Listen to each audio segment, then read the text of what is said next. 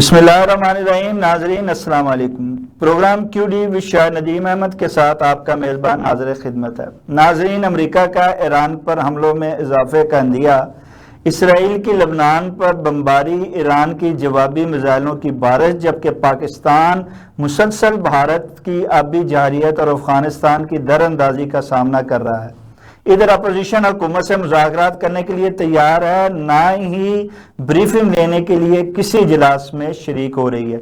तो कैसे मामलात आगे बढ़ेंगे और कैसे दुनिया के सामने यकजहती का पैगाम जाएगा, इस पर इज़हार ख्याल के लिए आज हमने सीनियर कॉलम निगार तजियाकार जनाब मियाँ हबीब साहब को मदऊ किया है। हम इनके इंतहाई शुक्रगुजार हैं कि अपनी मसरूफियात से वक्त निकाल कर वीडियो लिंक पर प्रोग्राम में शरीक हो रहे हैं। जी मियाँ साहब, ईरान अमेरिका इसराइल जंग जो है वो कम होने की बजाय इसका दायरा वसी होता जा रहा है। क्या आप समझते हैं कि जो आमतौर पर खदशात थे तीसरी आलमी जंग के, वो अब बादल जो है वो गहरे होते हुए दिखाई दे रहे हैं?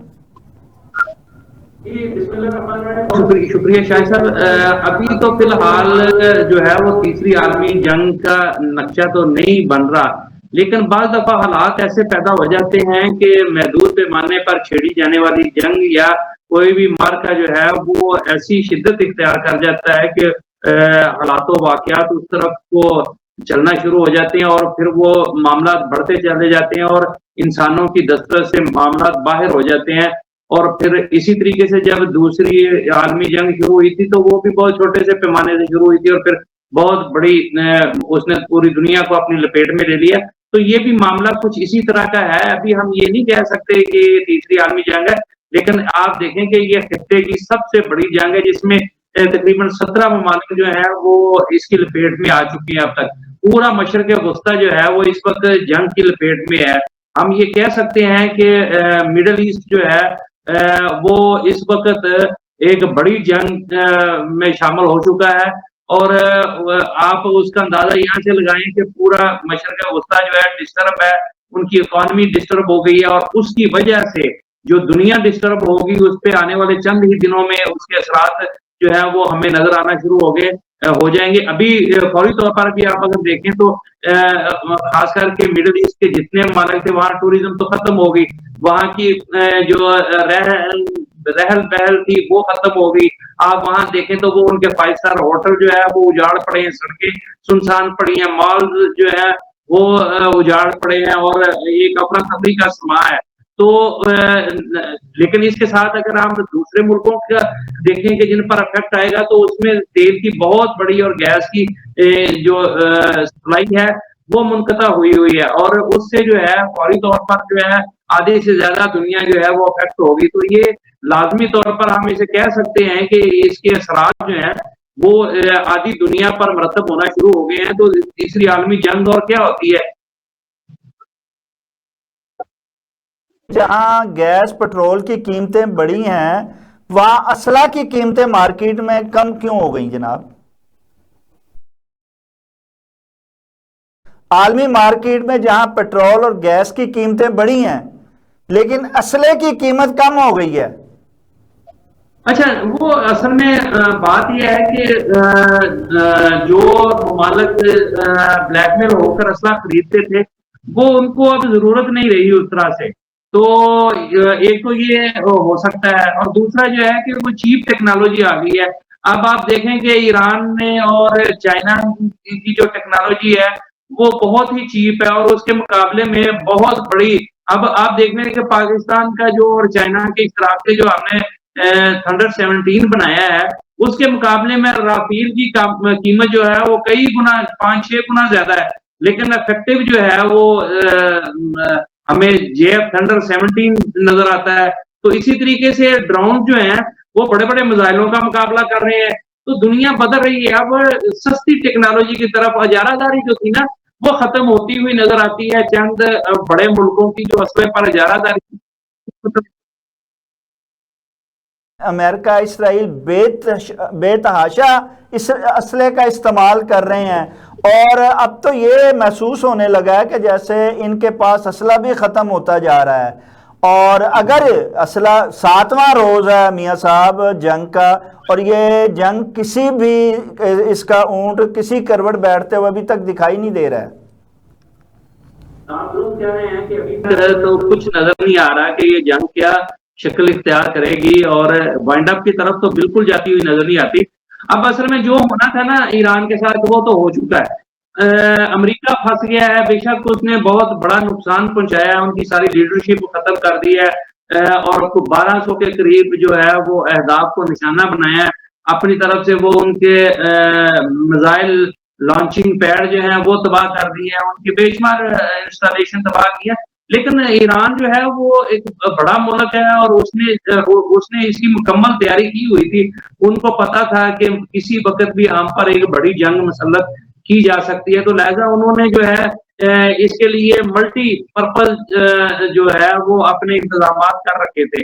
تو اب اصل میں ایران جو ہے وہ چاہتا ہے کہ میں پنجابی کے نا دھونی تختی رہے، تو وہ انہوں نے ایسا سسٹم بنایا ہے کہ وہ چاہتے ہیں کہ ہم آہستہ آہستہ اپنے چیزیں جو ہیں وہ ایک ایک دو دو میزائل مار کے ان کو بزی رکھیں، اور ان کو لنگر آن کریں، ان کو جتنا لمبا کریں گے اتنا امریکہ کا نقصان۔ آپ دیکھیں کہ 24 گھنٹوں میں ان کا $1 ارب جو ہے وہ خرچ ہو رہا ہے اس مہنگی ترین جنگ پر۔ تو اس کے ساتھ باقی ممالک جو ہیں وہ بھی سارے ڈسٹرب ہو رہے ہیں، ان کی اکانومی ڈسٹرب ہو رہی ہے۔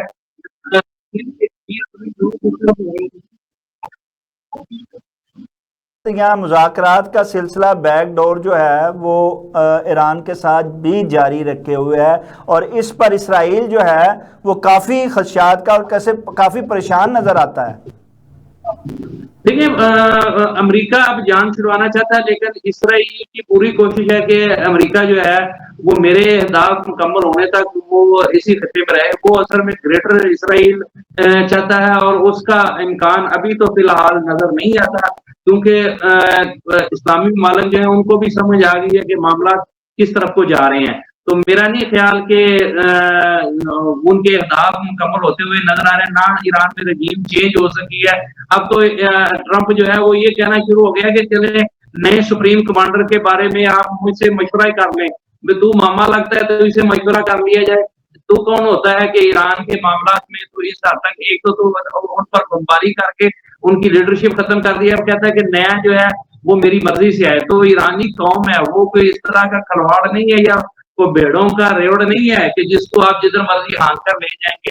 وہ ایک ان کی 7000 سال کی ہسٹری ہے، وہ ایک قوم ہے، اور انہوں نے بلکہ یہ اس حملے کے بعد وہ زیادہ اکٹھے ہو گئے ہیں، وہ زیادہ ان میں یکجہتی آ گئی ہے، زیادہ حب الوطنی آ گئی ہے۔ تو یہ تو اب جی اور اسرائیل نے جنگ تو شروع کر لی اور اس دلدل میں گھس گیا ہے، لیکن اب وہ پریشان ہے اور دوسروں کو اس میں جو ہے ان سے مطالبے کر رہا ہے۔ وہ جہاں بھارت کی بندرگاہیں لے رہا ہے اور وہاں پہنچ گیا ہے، اس کے ساتھ ساتھ پاکستان سے بھی کچھ مطالبات کرتا ہوا دکھائی دیتا ہے۔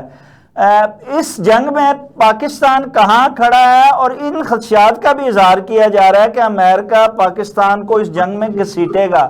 آپ کیا سمجھتے ہیں کہ واقعی یہ خدشات جو ہیں اس میں واقعی کوئی مثبت آپ کو نظر آتے ہیں کہ واقعی ایسی حقیقت ہے، حقائق ہے کہ نہیں؟ دیکھیں پاکستان کو کسی صورت بھی اس جنگ میں کسی طور پر بھی حصہ لینا جو ہے نا وہ سود مند نہیں ہے پاکستان کے لیے۔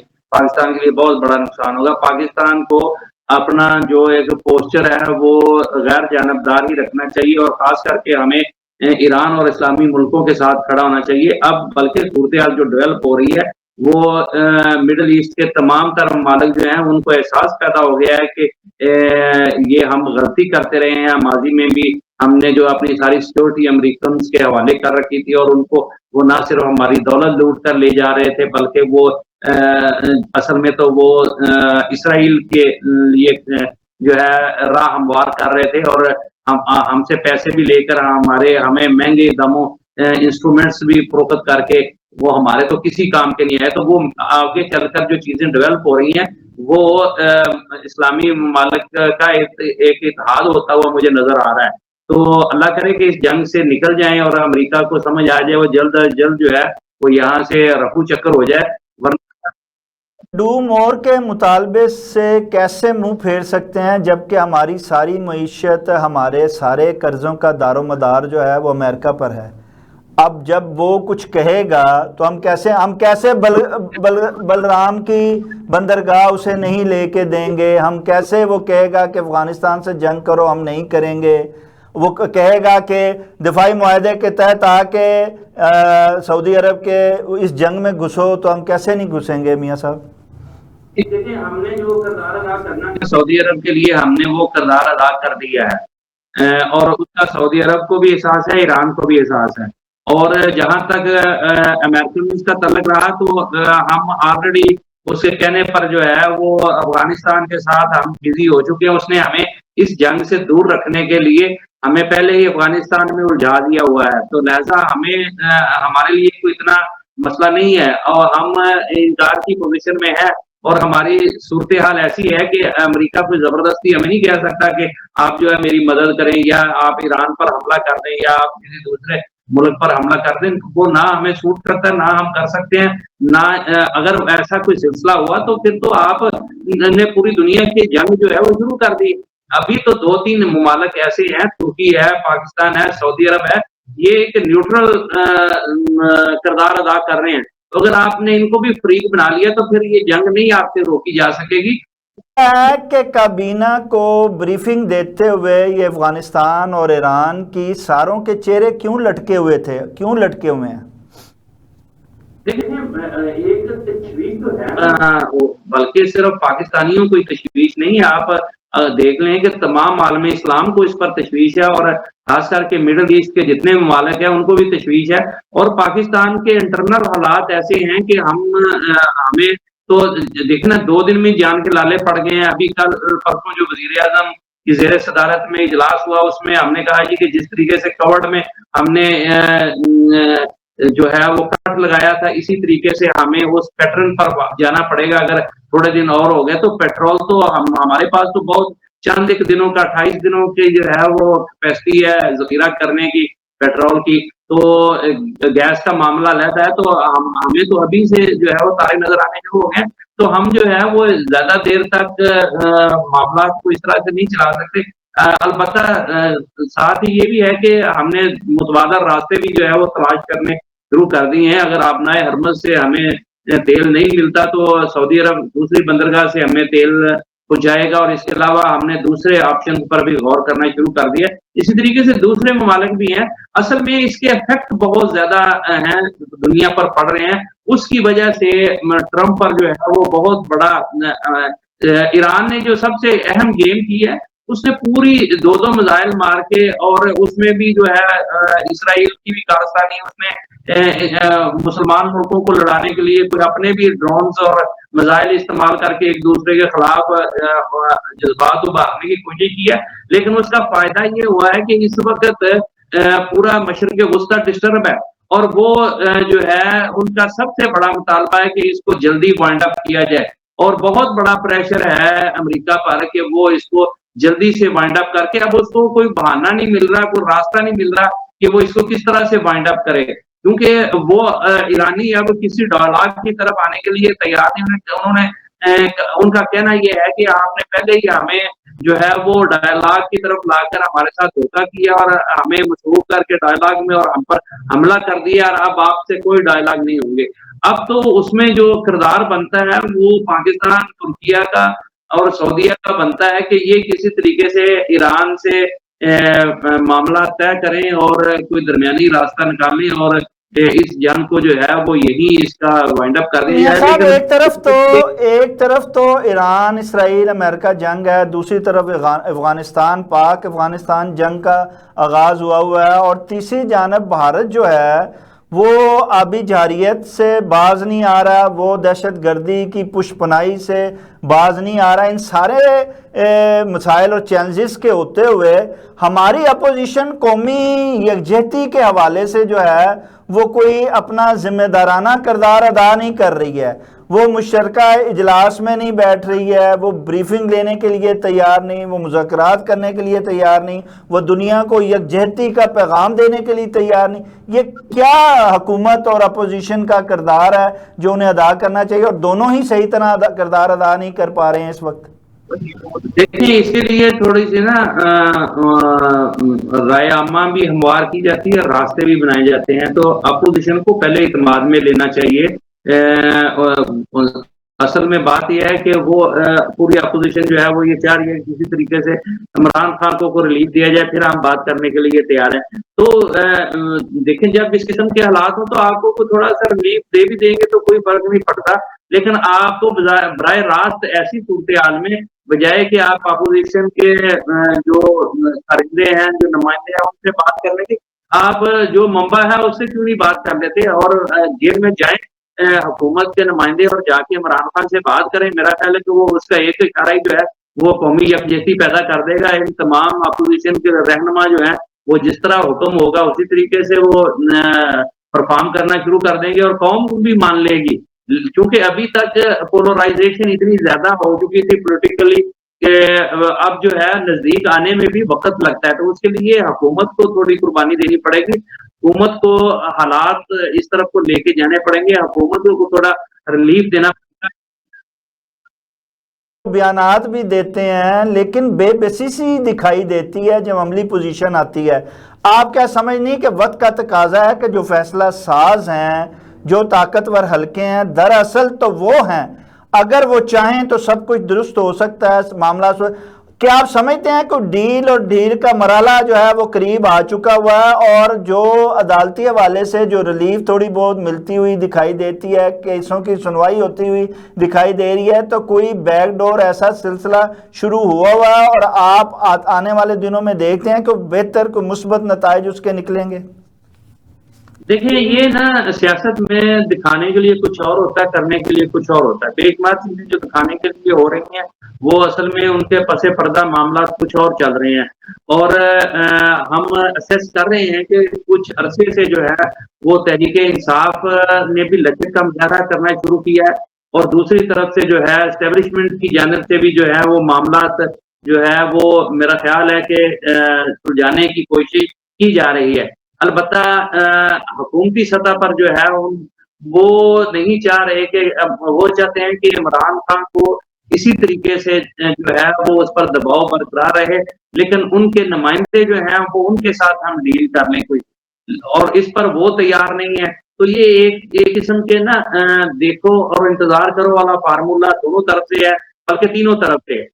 تینوں فریقین جو ہیں جن میں حکومت ہے، اپوزیشن اور اسٹیبلشمنٹ ہے، وہ وقت کا بھی انتظار کر رہے ہیں کہ اچھا شاید وقت جو ہے وہ اسی طرح گزر جائے اور معاملات جو ہے وہ ہمیں جو ہے گزر رہا ہے اور چیلنجز بڑھتے جا رہے ہیں. آخری سوال، کیا آپ سمجھتے ہیں یہ وقت و حالات کا تقاضا ہے کہ ہم ایسی بحث میں پڑیں، ایسے کھلواڑ میں پڑیں، ایسی شطرنج کی بازی کھیلیں؟